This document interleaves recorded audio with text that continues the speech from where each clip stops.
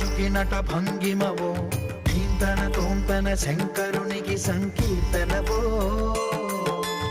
ఈశ్వరుడే అనునిత్యం తనలో తలచుకునే ఓంకారమువో శివ హృదయం కరిగించే ఆ పంచాక్షరివో నీ మదిలో